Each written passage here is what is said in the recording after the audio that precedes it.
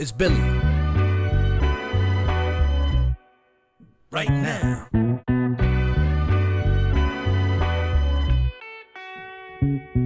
Yo, what if I got attacked by the clones? What if the builder think they found a better stone? What if the beat don't match with the metronome? What if that means you walk your path alone? Call me a vagabond. If all these streets leading to Rome, then wherever I lay is my home. It's Brooklyn, boy strong. I manifest, I'm in the zone. Y'all silly better back up off my throne. Listen, boy nice, better give him his propers. How we come out sane from all the mosh pits. How we found the key to the game without a locksmith. How we seem to manage these lanes is so obnoxious. He let it flow from the brain, trusting the process. A vet journeyman on multiple rosters. If I want it, I go out and get it and cop it. A monster with limitless options. Man, like goddamn, y'all gon' soon figure out who I am. We stay cooking, y'all used to that spam. Western beef, I might square up at the square dance. Look, I change plans, not even a southpaw, I'm an outlaw with a rare stance. Your crew never had a fair chance. Why's that? I kill a whole bear with my bare hands. Oh, they studied the dark? Well, I was raised in it. Brain shifted, the kid displayed insane physics. Best story never told, and it ain't finished. How we handled a rock, spun and kept the same pivot. I frame different, hot like a flame kitchen. A whole 2 levels out of your range gifted. Catch me on the highway, lane switching. Or right at the top of your bay wish list. It's Billy.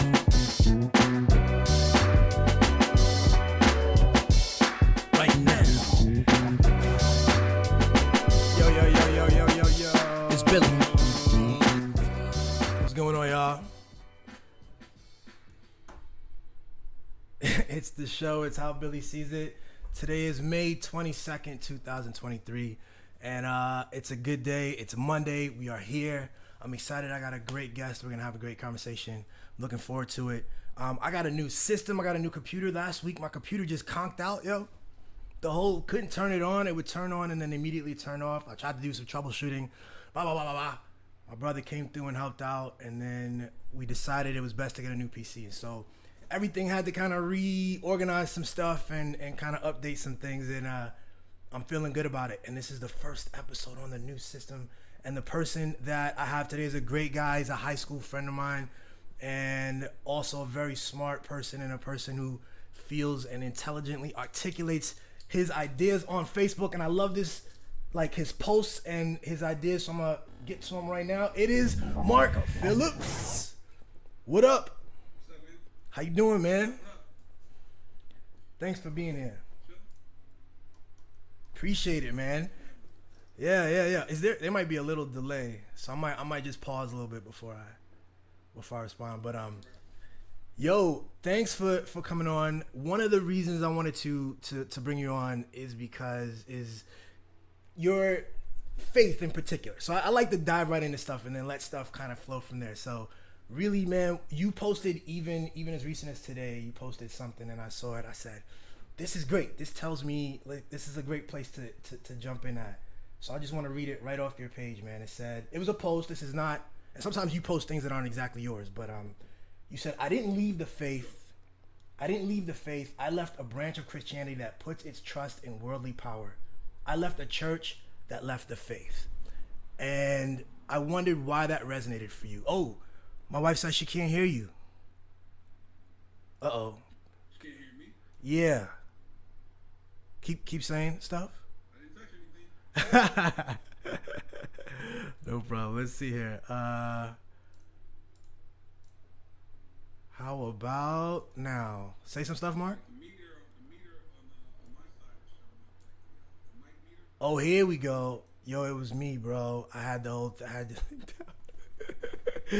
Mark. So let me introduce Mark and just wait. I already asked the question, right? So I saw on your Facebook page, man, that post. Why did that resonate with you? Why did that resonate? It resonated because, I don't know the person who posted it personally, but it resonated because I feel like a lot of,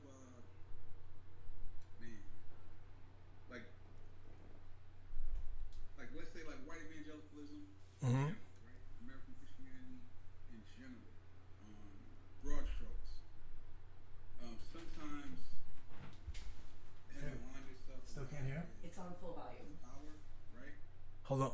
Hold on. And Hold on, Mark. technical. Yeah, man, we still. Oh, you here? It's working now. I'm having a technical thing. Hold on. That's all good. Okay. It looks like it should be working, All right. man. Mark, yeah, deep apologies, my dude. This is, this is live internet entertainment out here, brother.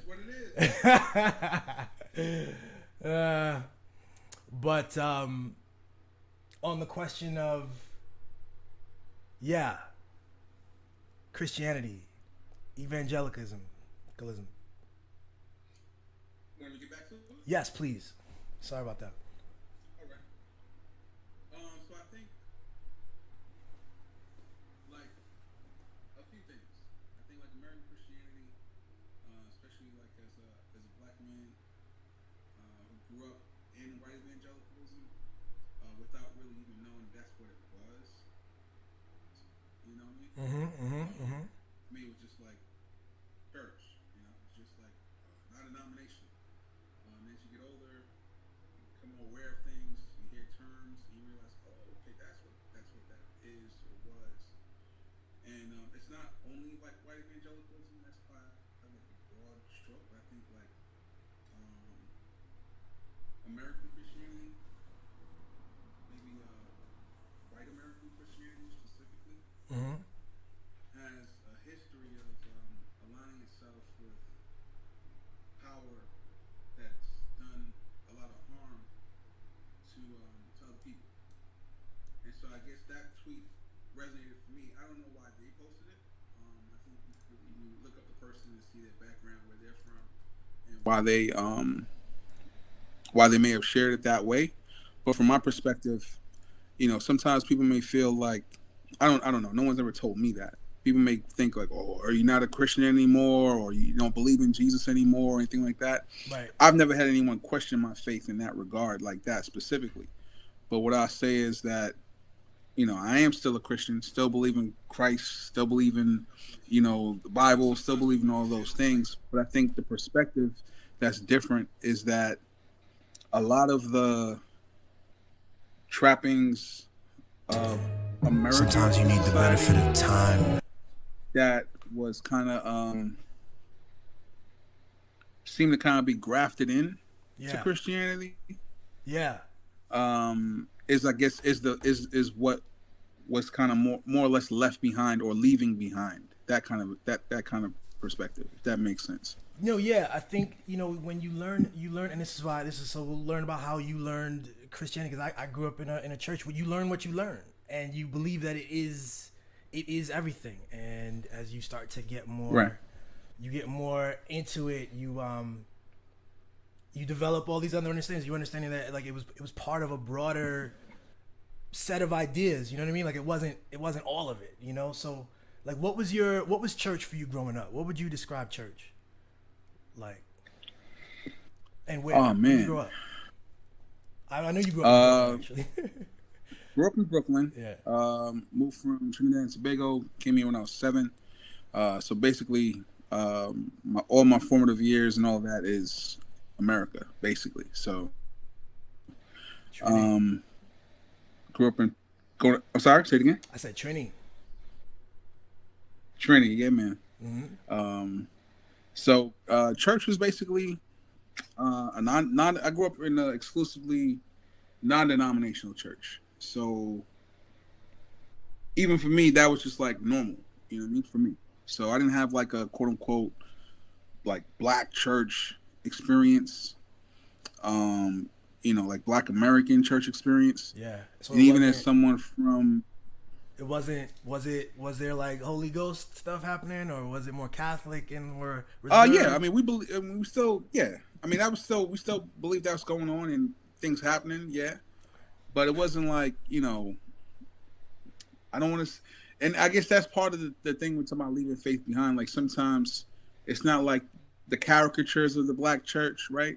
Sometimes like the hooting, the hollering, and the sweating, and the handkerchief throwing and stuff like that. It wasn't like that, right? And it also wasn't like even growing up, even coming from a West Indian background, and we had a church that was had a lot of people from that background, a lot of black and brown, Latino community members. Even that, it still wasn't like even like a quote unquote West Indian church. You know what I'm saying? So it wasn't like that either. So for me, all I knew was, you know, it's kind of like we say, well, what kind of church did you go to? All I know how to say was non-denominational church. You know, it's non-denominational, pastored by a senior pastor, a white senior pastor.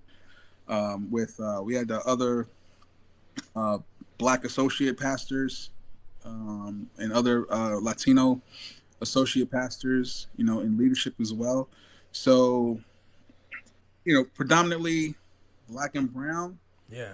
So, you know, like that's why I said in the beginning, it's like even to think that you grew up within white evangelicalism, it would be kind of weird because it was like, it wasn't like not that there weren't white people. There's still a fair amount of white people in the church, but in my experience, it was like, again, overwhelmingly black and brown. You know, so it's kind of weird to think that that wasn't possible. When you say the term white evangelicalism, what are you pointing to there? What are the features? Man. And maybe versus other kinds, you know, contrast. I wish I could remember the term like that. It almost feels like a catch-all. Anthea Butler, she's a professor. Read one of her books. I'm pretty sure she's a religion scholar, and her book was called "White Evangelical Racism." And I can't remember the exact features, but I guess like to think about it is like thinking about like Billy Graham, like pictures, you know, like a Billy Graham. So is it like Liberty University? Like, man. Okay. That's I'm not trying to make like a caricature of the church. It's just like if you think of like pop cultural references. Yeah. Those would be like reference points. Is it you know the dude? I mean? So like it's mega churches. Is it the dude? Is that a feature of it, or what's that one guy? Joel Osteen? I don't think every church. I don't think every white evangelical church is a mega church. You know, but I mean, I can't say it's not that there aren't mega churches, right? I wouldn't say that. Gotcha. I would say that they are, but I wouldn't say that being a mega church is necessarily a feature of all. Right? But gotcha. I guess in some regard, it's almost like for white evangelicals or a lot of white American Christianity, it's almost like your Christianity, your faith, kind of has to align with conservatism, align with republicanism, align with that. Like it's almost like the political aspect of it. It's very political, right? So like what abortion and like family values, quote unquote, you know? Yeah. Right, right. Okay. So that's like broad stroke. Got you. Yeah, because so I grew up in probably, we would call it Baptist, right? I didn't have that language or use that language much, but I grew up in a Baptist environment. I was taken to church most Sundays by like a neighbor. Was it like your family or was it like a community thing for you? Because for me, it was a neighbor that took me over. My dad was actually Muslim, a Nation of Islam member, and so there was a little bit of tension there.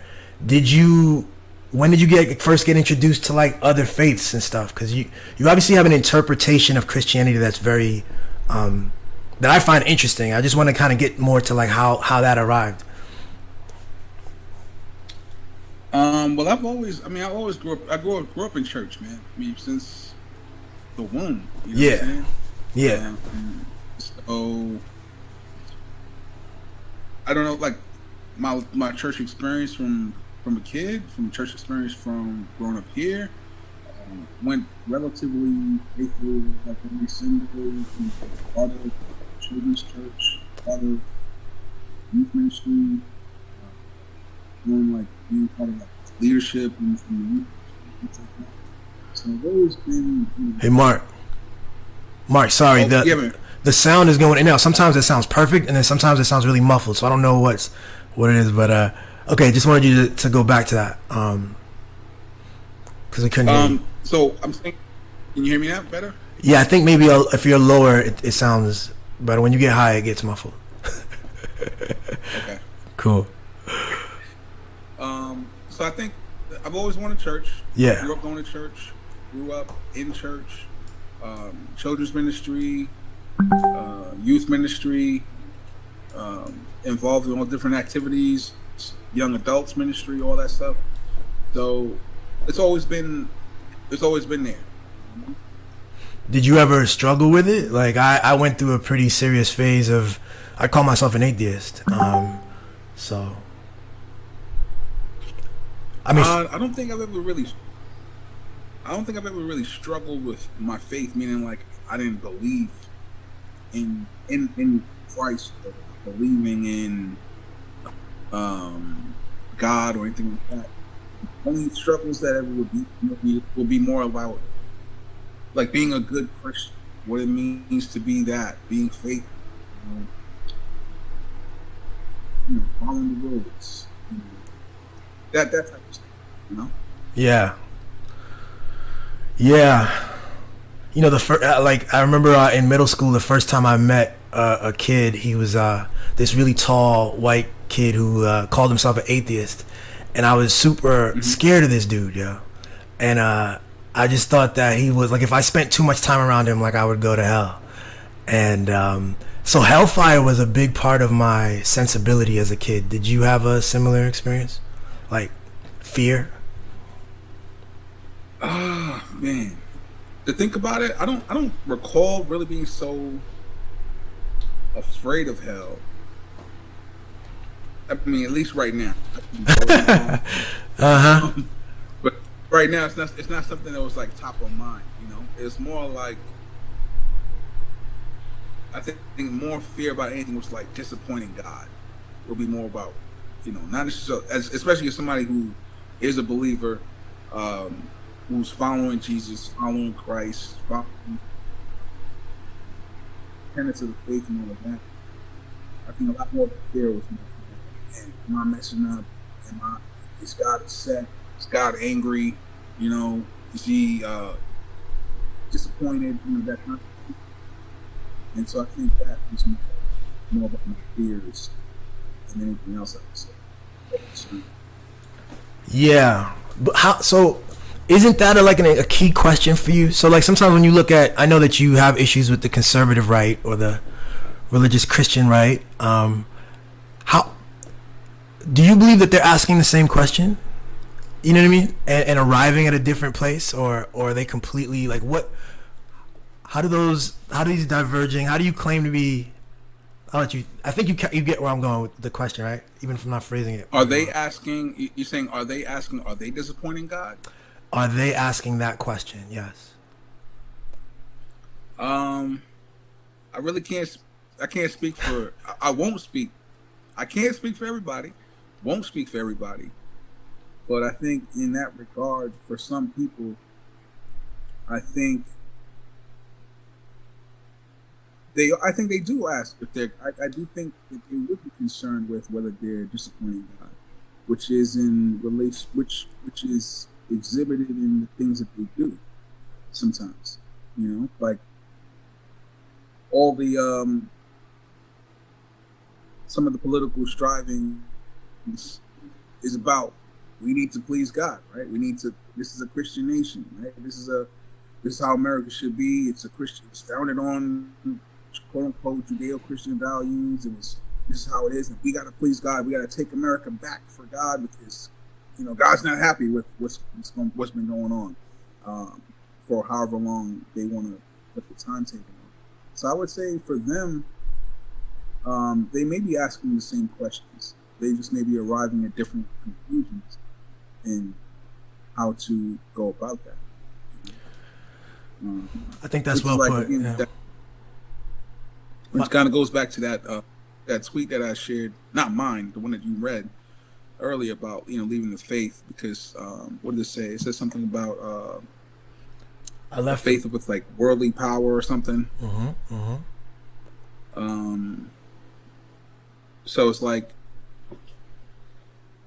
there are people who are fixated on worldly power, and like one of the things that people talk about within like Christianity, one of the terms that gets thrown around a lot is like the use of the word empire, right?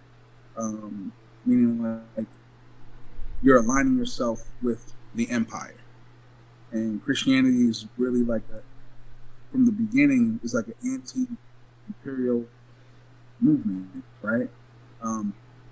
In all of its sense, like Jesus turned the structures of power upside down, right? He said he came to serve, right? He didn't come to dominate. He's like, I came to serve, and those who follow me, like greater than no servant is greater than his master, right? So if I'm serving, you guys are going to be serving. That's supposed to be like the note, or at least one of the notes of what it is to follow Christ. So if he's a person who's serving and he's humbling himself, we talk about the scriptures about Jesus talking about, or Paul writes in Philippians talking about Jesus, giving up the throne, basically condescending to come to earth, being incarnate and all of that. But yet followers of Christ, not only today but in the past, we're striving for imperial power on earth. So I think that's, to tie that back to what you were saying, I think some Christians, I don't think it's only on the right, it's easy to like point at them, but Christians in general align ourselves with the powerful people, whereas Jesus was not even aligning himself, but Jesus associated himself with the marginalized, right? Downtrodden, the outcast, the people who they didn't want to be with, the people who were unseemly, the people who were ungainly, and so to align yourself with the powers of the day, whether it's America, and it's anywhere, it's not just to like Americans, it's not like only in America. Yeah. The American empire. It's just the empire just stands for power, basically. Right. And you're trying to do whatever it is to maintain power, hold on to power, and then impose your will, basically. What's funny is I think that I agree with you. I agree with you very much, straight off. And then I think about the leadership. You mentioned Billy Graham earlier. So like the leadership of these guys and these people who I don't think that they struggle with it. I think that these guys are hucksters, and they are playing a game, and it's a game for power. It's a game for access. And how do you get people excited in this game? You have all sorts of avenues and ways to ping people and to elevate them, and I think there's nothing more powerful than claiming divine authority, and it's just so odd the weird way that they project things to, I've always, even in a country like ours where we have enshrined in law and in our language and in our norms this idea of a church and a state separation, we still do prayers before Congress. We still do a lot of swearing on the Bible, and I think that that's just, those are precursors to getting, in the last couple of years, Donald Trump getting all those people converging on him and praying, and it's really a weird phenomenon that we're observing, but it's as old as time, really. It's not a new phenomenon. I think, well, if I may, what I say is I don't think it's necessarily so strange. The reason I say that is because if we lived in a majority Muslim country, we'd be swearing in on the Quran, or there'll be other prayers. So, like you said, it's not unique to Christianity. But we at least have a I just want to say we have a myth of a distance between those things, you know, and but it's also obviously not that. But well, I guess what I was saying is I wouldn't necessarily say that I think Billy Graham is necessarily a huckster. Like, I wouldn't necessarily say that. I mean, I'm not. Those are your words. I'm not saying that.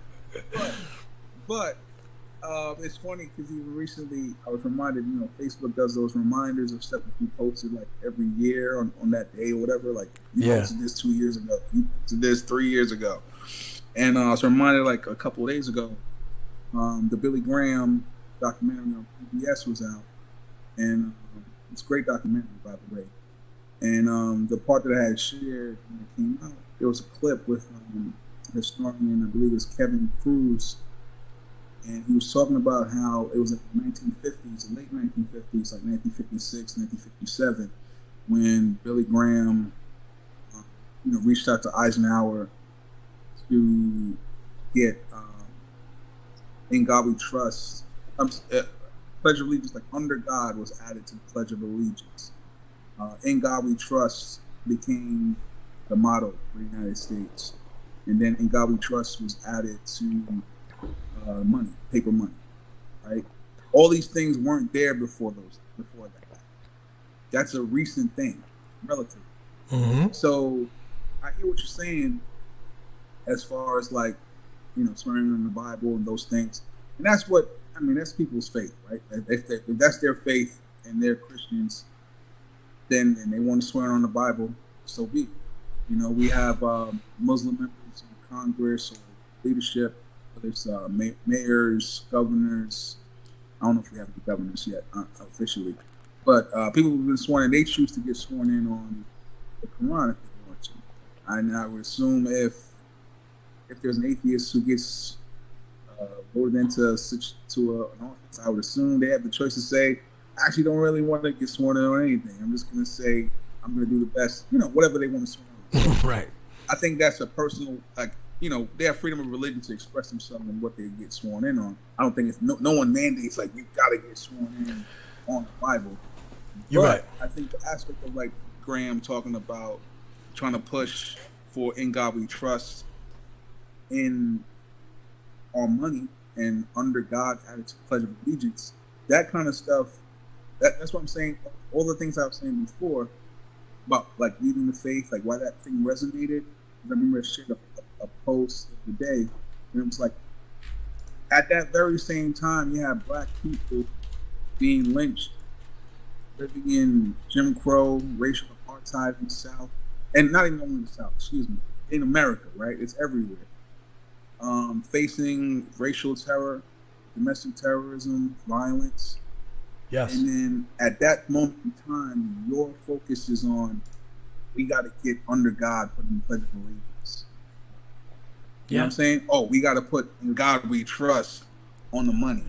It's just like, that's part what I'm saying is like, that doesn't make any sense. Like, the priorities are like, what are we trying to do here? Are we trying to help people who are living in terror? Right. People who are being unjustly treated? But we're concerned about the trappings of God, right? Having God in the government, having God in like prayer breakfast or national prayer breakfast or national prayer day, things like that. It's like, it makes you feel like you're doing something, but honestly, you're really not. And he knows he's not doing anything. Here's what I want to suggest is that it's exactly what it is. It's a symbol. It's an easy sort of thing that you can bring to the public and argue. And like, who's the mean person who has to argue against, putting these benign, beautiful words on our currency or whatever.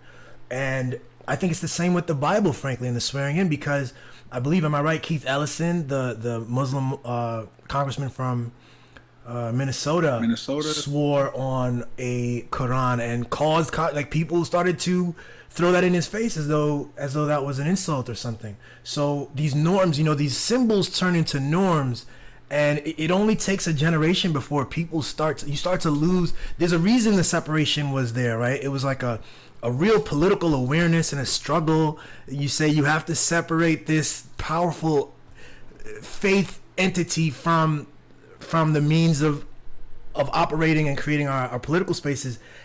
And then within a few generations, you lose that, and then you get like a Billy Graham, and then you get, and they keep kind of chipping away, and then you get to the point where it's now where Marjorie Taylor Greene and them want a theocracy and are openly calling for it. These kinds of people. Mm-hmm. I think that's very scary. Well, here's what I would say. I hear all you're saying. I don't disagree. I just feel like it's always been there, though. Like, I don't think there was like a lull. In my opinion, I'm not a historian. I don't, know all that much about a lot of certain things. But I feel like it's always a lot, bro. The founding fathers all talked about providence. Whether it's Jefferson or whoever else with their writings, they talk about providence. Abraham Lincoln talking about providence, the creator. So all these men largely still reference God, specifically the God of Christianity, in their writings or in their belief systems or as part of their motivations for doing things. But the reality for some people is that in some cases these guys were tripping. These guys were what? I read and these guys were tripping. Like they weren't really, like they weren't. It was hypocrisy, basically. Yeah, there's a lot of hypocrisy, right? Big time. And so, like another reminder that popped up the other day was like Frederick Douglass read his narrative like a couple years ago, and he had some scathing things talking in there, and he's like, "Look, man, like you guys are over here talking about family." Paraphrasing. You're talking about family values. Yeah. Right? You guys are preaching family values, and then you guys are separating mothers, fathers, children. You're selling them off. You're talking about purity, right? And then you guys are taking these women and selling them into prostitution, right? He's saying you guys are stealing wages from me, and then the guy who's stealing my wages during the week is the guy preaching or is a teacher on Sunday. That's what Frederick Douglass is saying. Mm-hmm. And that was 1845 when that was published. So that whole idea of like empire and leaving the faith of empire, or at least for me, like leaving that faith behind, it's not something that's unique to today. It's not something that's unique to 2023 or since 2015 with Donald Trump or 2016 and on, or whatever. It's been going on where some people start realizing like, look, man, this is not matching up with what you guys are saying. Like the things that you're preaching is not matching up with what you're doing. And so I think that's pretty bad where people leave the faith behind, or not the faith. They leave that version of the faith. They may not, or they don't leave necessarily. Some people may walk away from Christianity. They may. Some people have. But there are other people who haven't walked away from Christianity. They haven't walked away from Jesus. They haven't walked away from Christ, but they walked away from that version of a faith that they once had. So I say religion. What do you say to that? Like I say, like I've said this before, where people used to say, I'm not religious, I'm spiritual. And I used to think that was like a cop-out, that they were too scared to be, an open atheist kind of. I no longer have that perspective any longer. But like for me, what you're saying is walking away from religion. Does that language jibe with you? But still, you might have something like a faith that is more personal. No, I don't think it's like if one of my Catholic buddies watches this, he'll probably laugh at this part, because we talk a lot sometimes of like within like American Christianity specifically. Sometimes there's been a push, like in the late maybe 90s, early 2000s, where a lot of teachers and leaders were talking about, Christianity is not a religion, it's a relationship, right? So trying to make it, I guess, seem either more cool or edgy, or like walking away from the term religion, because religion it's like it conjures a whole different. It's not different. It conjures a lot. It has a different connotation. You hear religion, strict and rules, and got to do this. So people say, "Oh, it's not that. It's a relationship." All that to say that I wouldn't say I walked away from religion, because Christianity is a religion. It is a religion. Like, it's not like it's a religion and a relationship. It's like it's a relation. It's a religion based on what you believe is your relationship to God through Jesus Christ. So it is a religion. You know what I mean? Like, I'm not gonna sit here and be like, and that's where I am today, right? Meaning, like, when I was younger, I probably would have been one of those people saying the same thing. No, man, Christianity is not a religion. It's about a relationship. And really, it's like I'm able to say, oh man, it is. It is a religion. It is also about a relationship. Yeah. I'm not trying to make it sound cool by like distancing ourselves from saying religion, because anything in a sense can, I won't say anything too outlandish, but many things can become a religion. Well, I wanted to get into this. It doesn't have to be like a divine quote unquote experience or a belief in the divine, right? Somebody could be, you could say someone could be a capitalist and they can say that's my religion. Right. See, but that's my ideology is. It's all about the bottom line. It's all about wealth and money, and your ideology is, this is what gives me the value. This is what my salvation is in, right? If you believe in salvation, my freedom, my whatever is in capitalism. So religion may get it may be easier to criticize religion when you think about God or the thoughts or about the divine or divine being. But the reality is, religion could be anything in a sense. Whatever you dedicate yourself to and say, this is what I'm going to do to. Yeah. So to me, religion, the reason I say religion, and I the way, and this is just words, right? We're just trying to define words. So religion to me is that set of rules and norms. It is the buildings. It is the pastor and the deacon and all that stuff, and the tithing and all that stuff. And there, like I said, when I considered myself, when I really challenged faith in general, and I saw myself as a sort of an atheist, there was nothing else there. All it was these people believing things, right? But I actually think that there is something else at this point, right? And so this is kind of where I want to get to, because meaning you feel like you think there's something else. Meaning what for you? There is a deep reality that is much more complex than we can perceive. There are forces at play on our lives that we can't perceive. That's a fact, right? I'm not talking about spirits or anything. I'm saying that there are things going on in New York right now that are relevant to you that you don't know about, that are going to affect your day tomorrow, and blah blah. You know what I'm saying? And the same is true for me in Baltimore and across all of us across this land. So that's just me picking one thing. But I want to say that everything is connected. And so my it's just getting to my faith, or what I call my metaphysics, if whatever depends on who I'm talking to, but like my faith is that everything's connected, and that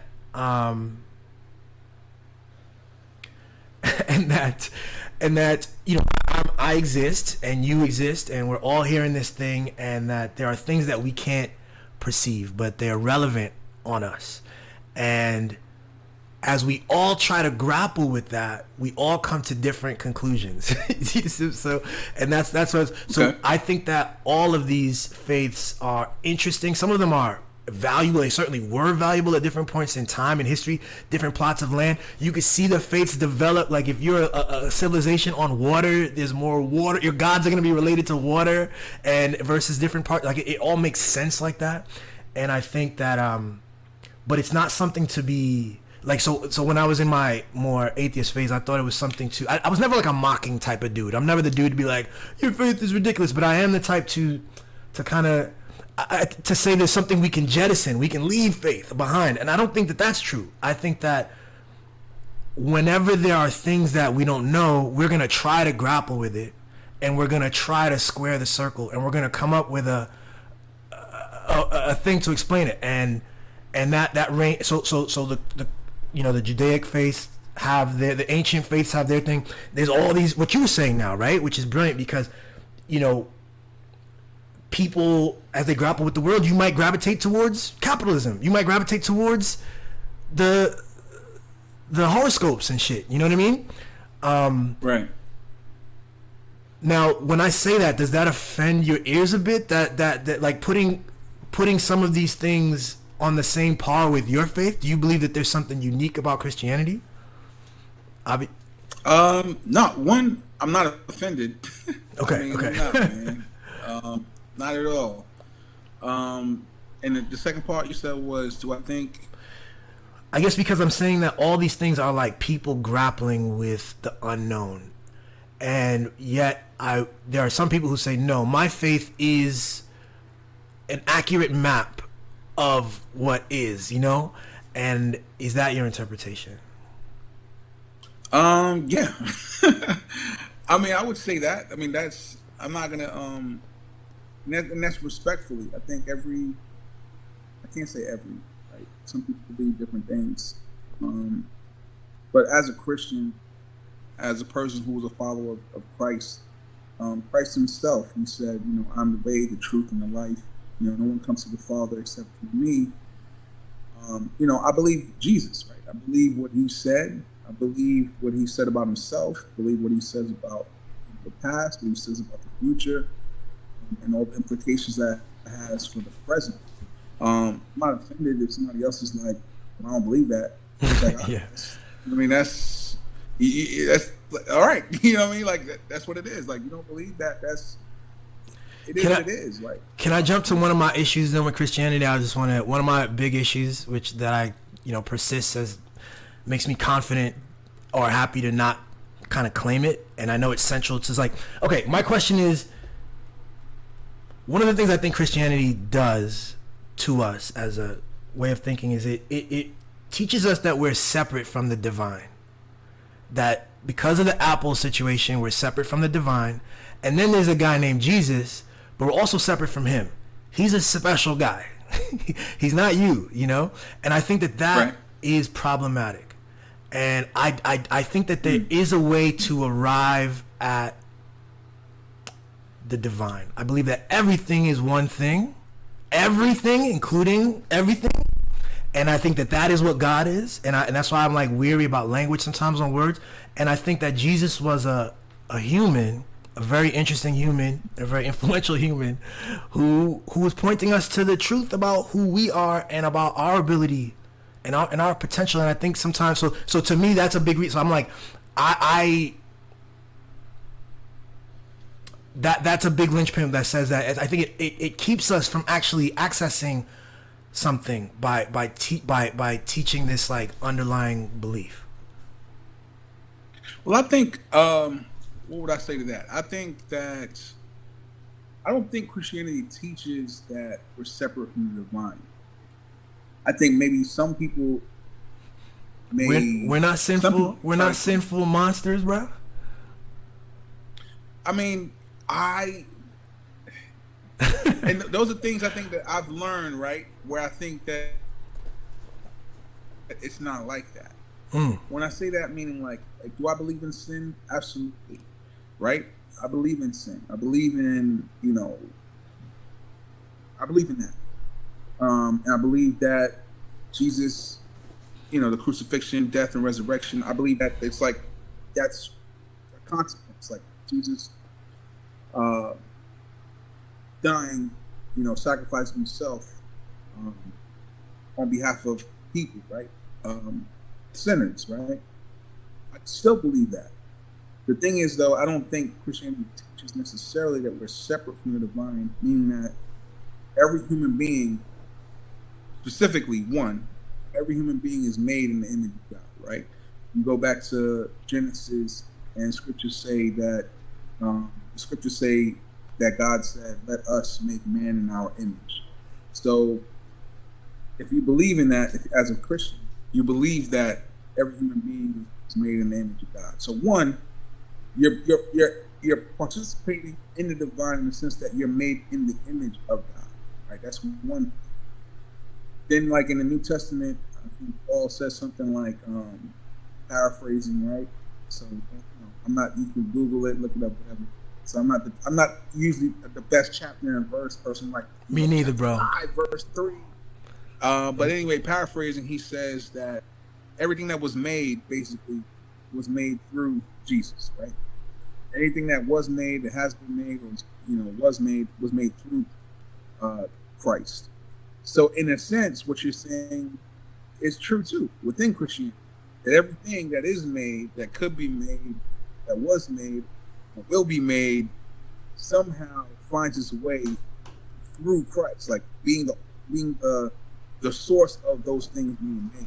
So in a sense, you're correct that God is. I mean, I wouldn't go, and from my beliefs, I'm not like one of those people who are saying that everything is a God. Right? There's a difference between saying like God is in everything, meaning like God, these flowers, the trees, the rocks, the material, matter, like as in the things that make up things. It's one thing to say that all matter was made through God, and everything finds its way back to God. Versus I'm worshiping the rocks and saying this rock is God, this tree is God, right? So hold up. So the chair I'm sitting is God. That's a different perspective. That's a very different thing, and I think the nuance of language is super important. And frankly, most times when I talk about what I talk about, I don't use the word God. I use or divine, whichever. I use the word divine or the universe or something like this, only because.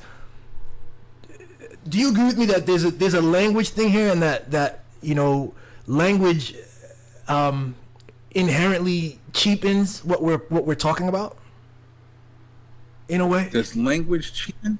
I wouldn't say that. I think I wouldn't necessarily say that. What I would say is that our language is limited, so sometimes we can't really fully convey how something is with our limited language. And that's so, the universe is expansive, right? You look at whether it's the Hubble telescope or whatever the telescopes they have out there, sometimes you look at those pictures and stuff and you're like, oh man, that's crazy. Oh wow, that's awesome, right? But your language is still limited.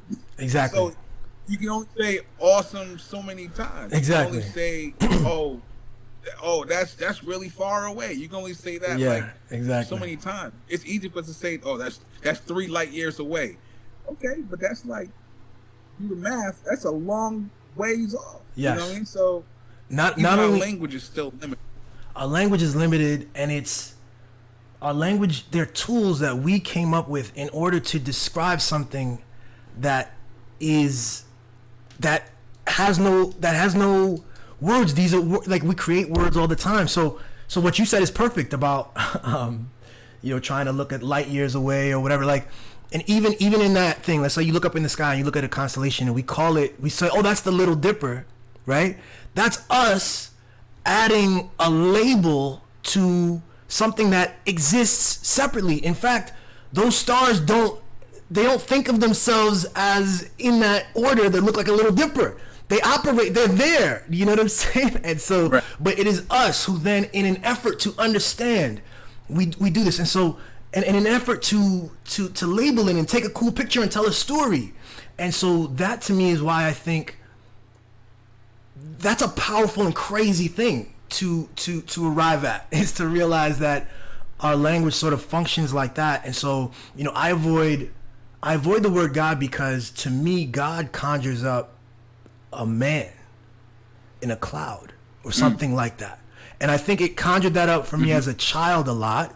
And I think it conjures that up for people. And I don't want to, like, I feel like that's it's just a quirk of our experience and language. But it's like, I want to, like, avoid that. What do you think of that? Avoiding the use of the word God? Well, you definitely... I know you're not a fan of that. But, like, the idea that the word... It becomes an attachment sometimes. And particularly, especially as we're all trying to figure out what we're pointing to. There's a person over there who... who's a Christian who has a Christmas card with a whole bunch of guns, you know what I mean? And they're Christian and they believe that they're Christian, but the question is, like, what are they pointing to? And so they're saying God and you're saying God, and I think it becomes like a crutch that we lean on this word rather than to, what are you talking about? What exactly do you think is happening? Well, I guess, like, one thing is, like, one thought, right, is that, and I can only speak confidently, relatively confidently from informative from that perspective, from a Christian perspective. So, in the scriptures, there's a scripture that says something again about that Jesus is the image of the invisible God. So that's what Paul says. He writes. So, yeah, Jesus is the image. When you say God, he says Jesus is the image of the invisible God. Okay. So when we say God, people are like, what God? What are you talking about? Don't see anybody, don't know what it is. What are you talking about? Paul says, well, Jesus is the image of this God that we don't see. So basically, like, if you want to know what God is, like, from the perspective of a Christian, if you want to know what God is like, look at Jesus. You want to know how God responds or how he deals with things, look at Jesus. That's the image. You can't see God, but Jesus, you can. We can't see him now, right? As a Christian, I can't see Jesus, but to someone who believes that he actually existed, that he actually walked the earth. Like, you read Gospels, it's like, if you want to see Jesus, if you want to know what God is like, then read the Gospels and see what Jesus is like. You know what I mean? So that's why I say it's like, yeah. What if I said to you that so for instance, the question of what would Jesus do on, like, AI, some of these new problems that are arising today, we don't have any guiding light on that. So what if I say to you that you are as competent and upright and important as Jesus, and that it's operating that way, and that we're all in these things as historical markers, sort of inflection points, dealing with, like, our present problems, which are going to be necessarily different.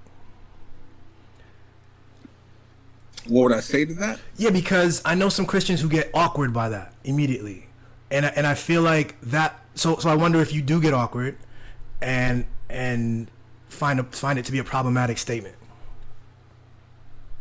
I'm sorry, just help me one more time. What's the problematic statement? That AI is... Oh, okay, yes. That you're Jesus, that you're capable of Jesus, and that the things that Jesus attempted and did, and his interpretations and his connection to the divine and his choice to engage with power and the problems of the world at his time the way that he did. Yeah, I wouldn't think that would be problematic. I don't think that's problematic. I think it's an enormous challenge. The reason I say that is, like, I can't speak for those Christians that you're talking about, but even if somebody was to say to me, "Oh, you're like, you are Jesus," and as some pastors, leaders, Christians, sometimes they may say, which I think is true to a regard, to a degree, excuse me, is like you are the only Jesus somebody might see.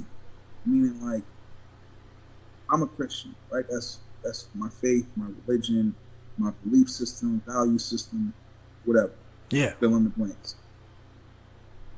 I'm the only Jesus somebody else might see.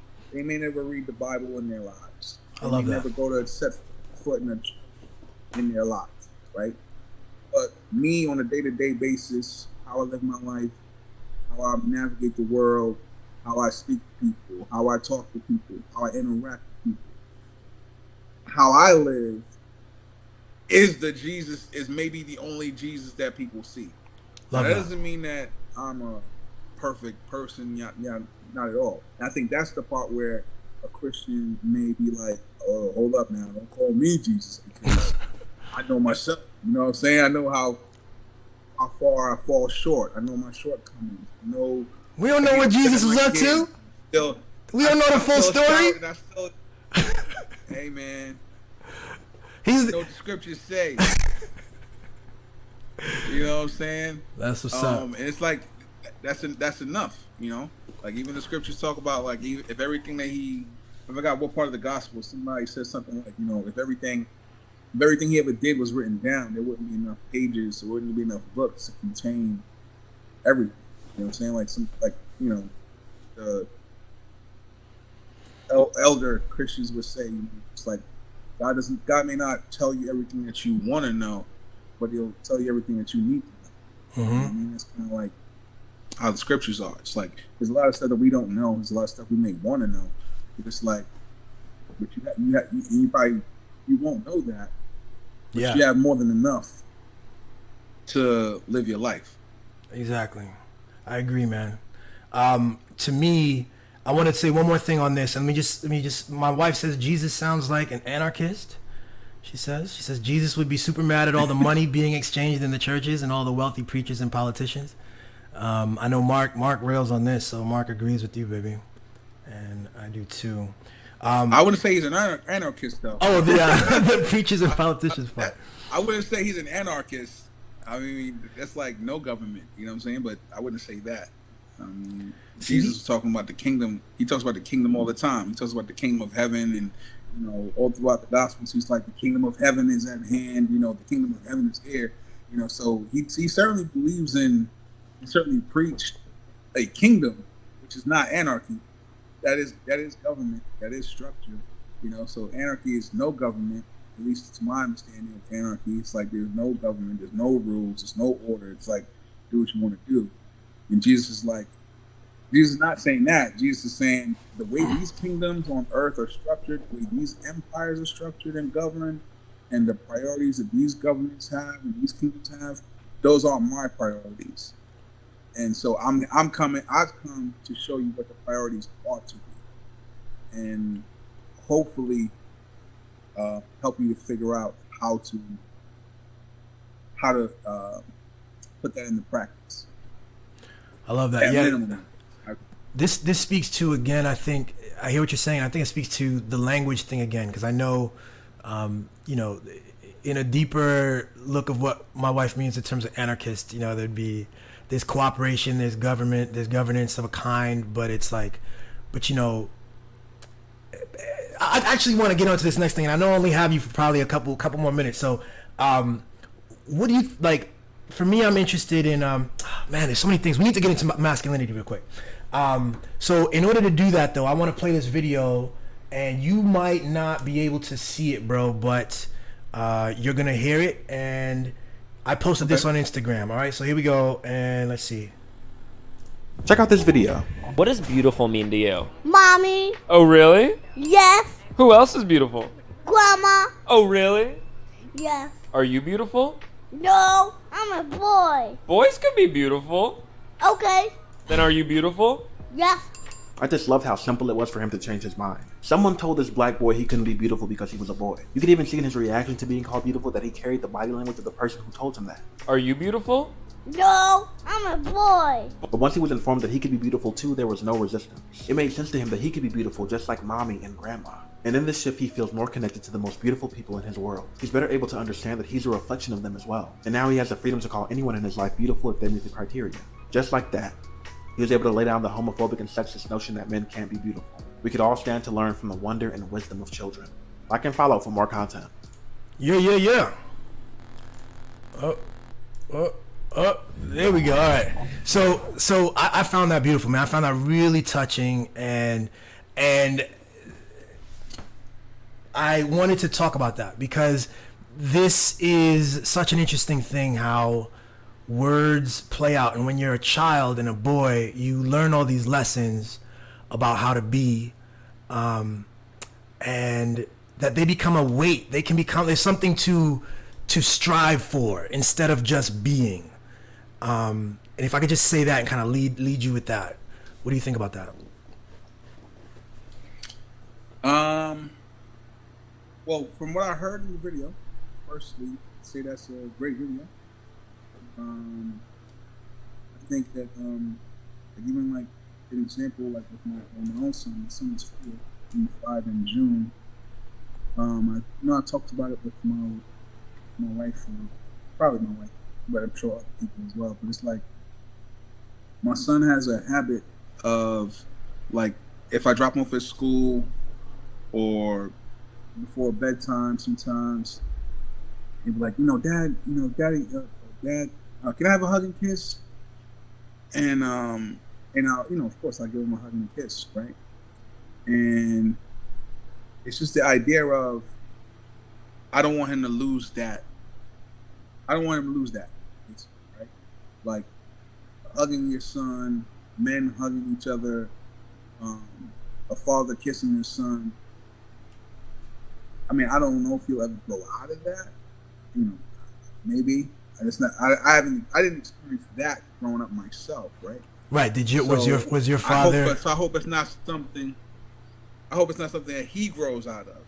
So that's why even when every time he asks, or I may forget, I'm glad that he still is like, can I have a hug and kiss? It's like, yeah, of course. Boom. And but I hope he doesn't lose that, because in a world where men, boys, were taught, conditioned, socialized against tenderness, against affection, especially affection that's not connected to sexual fulfillment. That's the world is going to work against it, basically, right? The society will work against it. So that's just one thought off the top based on that question. That's key. Yeah, I mean, did you grow up? I think you're correct. My bad. Did you grow up with an affectionate father or family situation? I grew up. My dad. Well, first of all, I grew up without my dad in general. My parents divorced when I was like 2. Father came to the States. So my upbringing. I mean, I'm the youngest of 4 boys with my mom. My dad, I have other brothers and sisters, other brothers and a sister. But as far as like within my core family growing up, of course, one of my brothers and sister watches. It's like, what are you trying to say? We're not family? No, that's my brother. So that's my sister. But for the sake of this conversation, in my upbringing as the youngest of 4. And my father not being in the household, I didn't grow up with like male affection like that. Me neither. And mom, always hugs and kisses from my mom and things like that, but not like that's absent as from a male perspective or father-son perspective. I think that obviously you don't know what you don't know. So I'm just like you. I did not have that experience as a child, and you don't know what you're missing. Let's say you might have an intuition that something's missing, or different people have different experiences. But I love that. I think we're having a renaissance of a kind right now, in lots of ways, and particularly there's a rethinking of black masculinity, or masculinity in general. But speaking as a black man, black masculinity, it's being reimagined. It's being represented in a, like you said, what you say earlier, kindness and tenderness. Can you imagine those words? Like, we grew up beautiful. So this poor little kid was taught. Someone told him, that you can't be beautiful. And what other words do we have like that? I think we so this goes back to like a boys are supposed to be handsome, Supposed to be handsome. But these that's what words we say. So girls and women are beautiful and boys are handsome. Men are handsome, For what? That's how I'm just saying that's how it's I know. said though. That's how, But there's a reason for that, right? These are all like intentional efforts to create separations that then when you have these separations in the language, you can justify all these things, right? Because we obviously it like reinforces the sense that we're innately separate. And I think it's just one, it's I wouldn't even necessarily say this. Well, not to cut you, I don't think it's necessarily to say that we're separate. I'm not saying that you're wrong, and if I thought you were, I could say that too. Yeah, we don't have to agree on everything, but I think part of it is saying that it's the values we attribute to certain things, meaning like beauty often denotes like weakness in a sense or vulnerability, right? Why? How? Meaning like I'm not saying that's how the society's conditions is, right? Women are beautiful, women are beauty, so she's beautiful, right? And so anything that's considered to be beauty or beautiful often gets the connotation of something that's feminine, something that's related to the females, to the female body, gender, whatever, however you want to put it. And then at the same time, beauty is also looked at as something that's weaker. Like, those flowers, they're beautiful, but they're vulnerable. Fragile, yeah, you're right. Fragile, yeah, that's a perfect word. So it's fragile, So you don't want to be beautiful. You want to be powerful. You want to be strong. You want to be mighty, that type of a thing. So when we talk about beauty, it's like, we could talk about beauty in other ways. I'm sorry, not can. We often, right, society, we often talk about beauty in other ways. Men can say, "Oh, that was a beautiful pass," right? You know what I'm saying? You watch the sports, exactly. "Oh, that was beautiful." The move you just made, that was beautiful. Exactly. But to say, well, your son is beautiful. No, he's not beautiful. He's handsome. It's like, whoa, what are we doing? And this is why I think that's why I think it really is like it goes back to this effort to like talk about the essence of what we are, because a lot of this stuff breaks down, like emotion. We're not allowed to really cry. I was growing up not doing the cry thing, but in sports you can cry. Right. In sports you totally get it. You're like, oh, Michael Jordan's crying, that makes sense. It's a big game, and if you look at it's only under certain conditions though. Championship game. You can't cry if you're losing. Right. Oh, you can't cry if you're losing. Suck it up. Yeah. You can't cry if it's painful, right? We let the elite ball players cry when they're losing. We let you know what I'm saying, like Game 7 loss. We let the motherfuckers cry, but I don't know, man. Some people will still be like, man, tough it up, man. That's true. It's still not something that's afforded to, and even if it is, it's not afforded to the masses. It may be afforded to the professionals. That's right. It may be afforded to the I don't think that's happening on Little League or Pee Wee football or these youth sports. I'm not saying I can't speak to it because I haven't experienced it, but I don't think that's the norm. I don't think every coach is going, it's okay for you to cry. Right. It's all right. We lost the game. You're right. I think a lot of times it's more like, come on, man, it's all right, man. You don't have to cry about that, Yeah. But so obviously, are we on the same page that this is a problem though, right? Because I see this. I know exactly what you're talking about. I've seen with myself and with male friends, we don't even know how to really console each other. Like sometimes we have a difficult situation, job loss or something with the family or something, and I know that my friends, like I'm on threads with stuff, we default at, you got it, bro, next time. And then I'm on threads with like my wife and other I'm on threads with like my wife and other women, and it's much more, you know, it's a whole different thing, you know. And I think this is a thing that we don't get to access, and I think that's rough. Well, I think, in a nutshell, patriarchy is a problem, right? In a nutshell. And I know some people would probably push back, you know, whether religion or otherwise, push back and talk about, you know, male differences or female differences in women. But whatever, speaking from like a dynamics of like power dynamics, like patriarchy itself is a problem, right? Mm-hmm. And if you're not able to, which, not to like dive back into Jesus, right?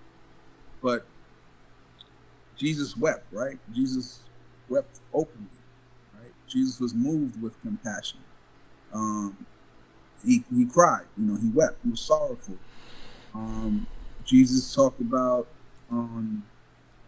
he was up on like, it was like a temple or something like that, up high. He was looking down at Jerusalem. He's like, "Oh, Jerusalem, Jerusalem, man! You know, I long to like gather you guys like a mother hen gathers her chicks, right? But you guys wouldn't have me. Like, you wouldn't let me do it. You wouldn't let me cover you like a mother hen covers her chicks. You know, that's like." What kind of language is that? You know, you got a man saying that I wanted to bring you guys in like a mother hen covers her chicks. That's how I wanted to be with you guys. That's maternal. But you wouldn't let me do that. That's maternal language. You know what I'm saying? You know what I mean? Like, yeah. Right. So that's what I'm saying. So it's like, so I think patriarchy in a sense is a problem just because what it conditions both men and women to do. Like patriarchy is not just what it does to women. Like we talk about like, oh, patriarchy, you know, it keeps women down or you know, relegates them to this position. But like you mentioned, it also conditions men, oftentimes boys and men, to cut themselves off from certain emotions, right? Where the only emotion that's legitimate, the only emotions that are legitimate to express are like anger or rage, you know, or fury, you know, and even anger, and even those emotions. I'm not a therapist or whatever, but whether it's the secondary, whether it's the primary, but even those emotions often are covers for other emotions. Yes. Meaning like sometimes your sadness, a boy or a man could be sad. Right. But when he's expressing himself, you're like, why are you so angry? Yes. Because he's really sad, though. Correct. He's really sad, but he's expressing it in a way that looks like anger, that looks like rage, that looks like fury. But that's how he's expressing it. Because we're not told that, you know, you can be sad. Right. You can be afraid, you know, whatever. No, exactly. And this is all connected to what we were talking to earlier too, with the faith and all that, actually, because, you know, where I'm at too, apart from a faith that tries to explain the world and its origins and stuff, like I have now a sense that is rooted in like trying to get back to who I am, like trying to shed the labels and the stories and the things that I was told that I needed to be. From like whatever, like all these words that we avoid. You know, I still have friends who are in their 40s who still say like no homo and are like really cautious about saying things that, you know, like right. That. So that's all patriarchy. Pause. Yo, we enough like but the funny but the thing about it is, and it's so prevalent, right? But the thing about it is, the more you understand this, that's you creating that, right? Like I said, I'm about to go drink some water. There's nothing gay in that. You invented this thing. So like, you know, this ability to, and it's not like, and I say you invented, but like, no, you didn't invent it. You were given it. You inherited something, and it has an attachment. And so what I find most interesting now is like this effort to arrive back to the divine, which I would say is a place that has the capacity to be without these concepts. when you talk about like worldly power, in terms of words and judgments and assessments of where my value is. I don't know if there was a question there. Was there a question there? Maybe I don't not. think there's a question. Maybe not. But I want to just ask you one more thing and then give you a chance to just kind of plug or say something. But the last question I have, because I've had you for about an hour now, bro, is we're in this weird phase of time right now, and all kinds of stuff feels nutty to people. The post-COVID world is very different. AI is coming up, and everybody has all these theories about what it can do and how disruptive it can be and displacing jobs. I wonder if being human is a value that will see an uptick again. And if I could just explain what I mean by that. All this time we've been working and we've been human, but we've been working within sort of a capitalist framework, and we have to subdue our feelings in order to be logical and to achieve things and to produce. And all of our divisions have festered and manifested in all these ways. But I feel like we're coming to a phase where it's time to be like, we want to value intuition and honesty and authenticity, you know what I mean? And self-awareness and vulnerability. And these are things that AI can't do. And these are things that are human. And I get the sense that we're moving into that phase, and that's actually that's part of what I think Jesus's message was about. Do you get that sense? Do you have a positive sense about things right now in the same way that I do? That there's shifts like this happening? Positive? I don't know if I would use that word. And obviously there are counter things happening. But I think in terms of one of the things you said about AI, I read something the other day. Something like, I think it was like Timberland was saying how he's excited. I think he's some partnership or something about trying to bring artists who are no longer with us back through AI. And people were making claims like, maybe they have ideas of who they think he might be thinking about. Wait, hold on. Bringing people back with AI? Meaning like their music. Their music, okay. So like he played that clip of a song that basically had like an AI Biggie voice doing the song. Yeah. People were saying like, oh, maybe he may be thinking about bringing like an Aaliyah, song, do a collab, something like that. People talking like that. But somebody said something like, I don't know who it was. Somebody posted something saying that they think AI, at least in that regard, like music or art, it may be cool in the beginning stages, right? But hopefully, it becomes played out. I mean, I can only speak for like the music aspect, because people are looking for the art from the person that they are listening to. Like, it may be one thing to say, "Oh, wow, that really does sound like Biggie," or "That really does sound like Aaliyah," but it's not Biggie, right? It's not Aaliyah, right? So exactly. Does it have any meaning to you other than, oh, that's just somebody who's really sounding like something or something that's sounding like that person? Right. So to what you're saying as far as like becoming more human, in some regards, I think, we could maybe hopefully value more human things. I think it has to happen, when we see what the cost is. But at the same time, there's a lot of ways where things will be dehumanized or further dehumanized, I think, as well. But that's my, you're the tech person. I'm not. No, I think there's going to be multiple things, and there's things we can't even, foresee. I think for sure, like, people are thinking again. I remember when we were talking about the internet and computers would change work. Like, we'd only work, 3 times a week, 3 days a week, and they're going to capitalize on it. So these things aren't, I don't want to be lofty about it, but I do want to say that we're gonna have AI movies and AI this and AI scripts are written and AI actors, and they're gonna do CG in a snap. You know, stuff that used to take me 3 hours or 3 days to do, man. You could do it in 5 minutes, and it's like Right. So, and that's all gonna happen real fast. And I think we're gonna have to get to a place where it's like, oh, okay, so this is all content, and then some producers and directors are gonna go, all human content, you know, that's gonna go, this is an all human movie, Right. and that becomes a premium. Right. And I do Right. and I do That's- think we're and I do think we're better than AI, at least right now. I'm not impressed with some of this shit. It's very you know, so, like a human has to come in and make it dope, because right now it's just like, man. Well, that's where the money. I mean, that's where the money savings come in, right? Right. Like people talk about, you know, you don't if you can get a. I mean, I'm not the tech person. That's you. But like people talk about, I think it was like copywriting. I read something the other day. Well, Yeah. it's been a while now.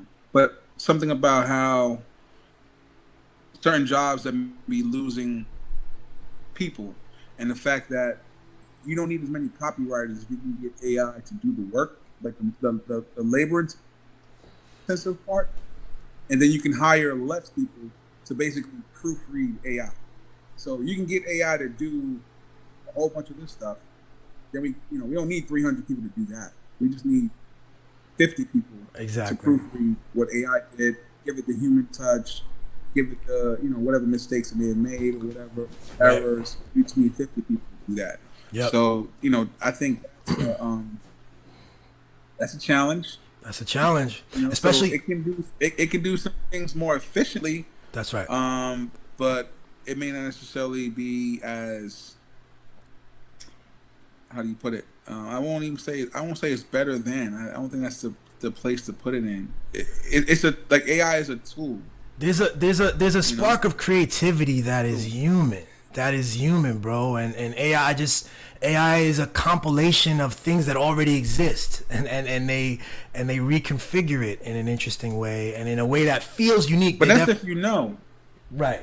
I was saying that's if you know, because like it's like that's the part where we where we fall into a lot of trouble. It's like when you talk about like deep fakes and stuff like that. You know, the potential to spread misinformation and disinformation is because it's one thing to be watching a movie and say, "Oh, I think this is not real because it's a movie." It's another thing for like a news clip to come on and you hear somebody's voice and it's like, I think that's the president who said that. Yeah, right, exactly. It's not the president who's saying that. You know what I'm saying? So that's Yeah, man.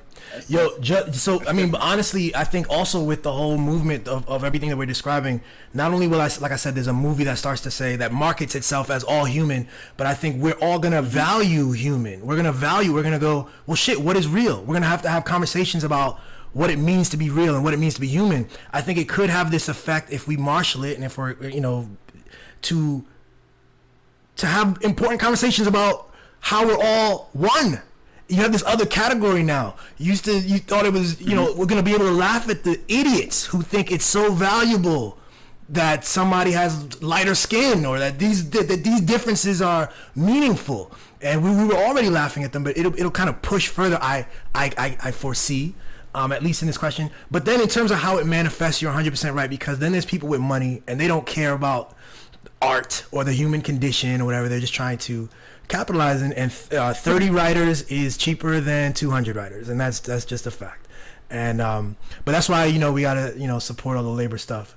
But my dude, thank you for this, man. I've had you on for a minute. I really, my whole thing was like, I'm talking about like journalism and how we all have our perspectives and it's important for us to share it. And I really appreciate your perspective and the way you share it all over social media. And that's why I had you on it. And thanks for this convo, bro. I appreciate you, man. Appreciate it. Like I said, step out the comfort zones, man. So I appreciate that. That's it. Appreciate the opportunity. I love it, man. You did great. I appreciate it. Sorry, on our end, we had all the technical shit on the front. But I think there's a lot of powerful... Man. Yeah, That's why you got to get AI, man. See? Don't even say they listening to you, Mark. You stop playing around. My man, yo, take it easy, man. Have a good luck with everything, and say hi to the fam, and yes, sir. Later. We'll do. Likewise. Sheba, baby. You got to meet, man. You got to come out to Be More, man. We'll figure this out. Yeah, my brother's down there. So And whenever I stop by to visit him, I'll hit you up. I'll let you know. Are you or if I'm kidding heading me? in that direction, I'll let you know. Yeah, absolutely. Please do, man. Yeah, Appreciate it. Yeah. He's in Baltimore. Yeah, I think he just moved out of Baltimore County. So Okay. Yeah, got a couple brothers in there. You got a couple brothers? You talking about like fraternity brothers? You talking about your brothers? No, like my brother's Okay, brother, okay. like blood brother. Gotcha. Yeah. So one's like outside of Baltimore, and I got another one in Maryland. So I mean, you know, Baltimore is not Maryland. You know, Right. They don't. Maryland. Baltimoreans don't think it's Maryland. They try to keep it separate. Yeah, Baltimore is not Maryland. But that's how Brooklyn It's like people are. Brooklyn and- Exactly. It's like I'm from Brooklyn. I'm not from not from New York. I'm Brooklyn. Identity. It's funny, man. All right, bro. Yeah, man. Peace and love. Thank you, man. Thanks for what you do. Peace. Yes, sir. Likewise.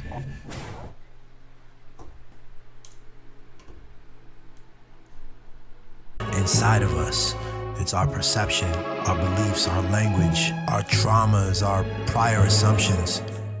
Sometimes you need the benefit of time and some distance.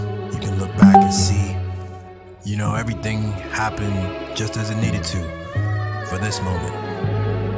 Listen, I've been grown, my step pops move just like the wind blows. I chin stroke and reminisce on days when life was simple. Me, always had a pen stroke, reassemble. The cops judge me by my skin tone. Me and my kinfolk, we been broke. These checks too slow, file the rent grow. Look, sidewalk chalk, I trace it in black.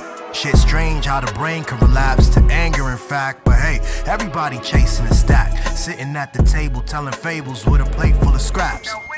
You had the mic, now we taking it back. Mirror to the face, facing it flat. Can you face it or not? They stole your whole shit straight from the apps. Don't at me, I'm just stating the facts. And all these words I spit, I'm a wordsmith. Perfect verses, hurt way worse than curse words did. It's basically ops. Breaking news. I try to count my blessings, though these people are vexing. Notice pain is a